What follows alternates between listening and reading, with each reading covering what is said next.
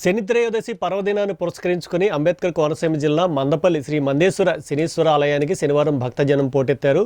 అమావాస్య ముందు వచ్చిన శనిత్రయోదశి కావడంతో దేశం నలుమూలల నుంచి వేలాదిగా తరలివచ్చి భక్తులు పూజలు తైలాభిషేకాలు నిర్వహించారు. దేవస్థానం కార్యనిర్వహణాధికారి డిప్యూటీ కమిషనర్ నల్లం సూర్యచక్రధరరావు ఆధ్వర్యంలో ప్రత్యేక ఏర్పాట్లు చేశారు. రాష్ట్ర దేవాదాయ ధర్మాదాయ శాఖ కమిషనర్ ఏఎస్ సత్యనారాయణ ఆలయాన్ని సందర్శించి స్వామివారికి పూజ అభిషేకాలు నిర్వహించారు.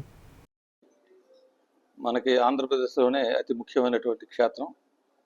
ముఖ్యంగా ఏలినటి శనేటువంటి వాళ్ళు, అర్ధాష్టం శని కలిగినటువంటి వాళ్ళు, ఇతర సమస్యలతో బాధపడుతున్నటువంటి వాళ్ళందరూ కూడాను ఈ మందపల్లి క్షేత్రానికి రావడం, ముఖ్యంగా శని త్రయోదశి నాడు శనివారాల్లోనూ వారి యొక్క గ్రహ పరిస్థితిని బట్టి ఇక్కడ పూజలు చేసుకోవడం అనేది ఆనవాయితీగా జరుగుతున్నటువంటి ప్రక్రియ.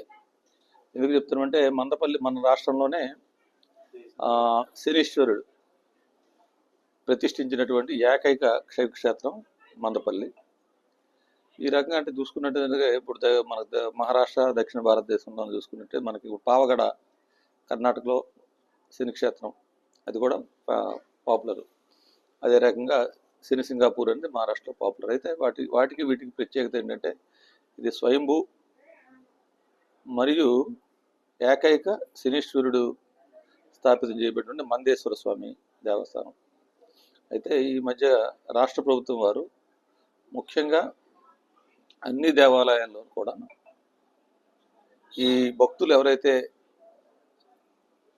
దేవుని యొక్క అనుగ్రహానికి వస్తారో వారందరికీ సరైనటువంటి వసతులు ఏర్పాటు చేయాలని, వారు వచ్చేటప్పుడు వారికి ఇచ్చే ప్రసాదాలు మంచి నాణ్యతమైనటువంటి ప్రసాదాలు ఇవ్వాలని, దాంతోపాటు ఇక్కడ ఉన్నటువంటి భక్తులకు సంబంధించి క్యూ లైన్స్లో ఎటువంటి ఇబ్బంది లేకుండా ఉండేటట్టు చేయాలని, తర్వాత ఇక్కడ జరిగే పూజా ద్రవ్యాలు కానీ లేదంటే ఇతర వీటిలన్నిటిలో కూడా భక్తులు అంటే ఒక గుడికి వచ్చేటప్పుడు ఒక ప్రశాంతమైన వాతావరణంలో ఇక్కడికి వచ్చాము, పూజ చేసుకొని వెళ్ళాము, మాకు మంచి ఫలితం కలిగింది. ఇప్పుడు నేను చాలామందితో మాట్లాడే హైదరాబాద్ నుంచి, నాగోల్ నుంచి వ్యాపారవేత్త 1990 నుంచి వస్తూనే ఉన్నారు.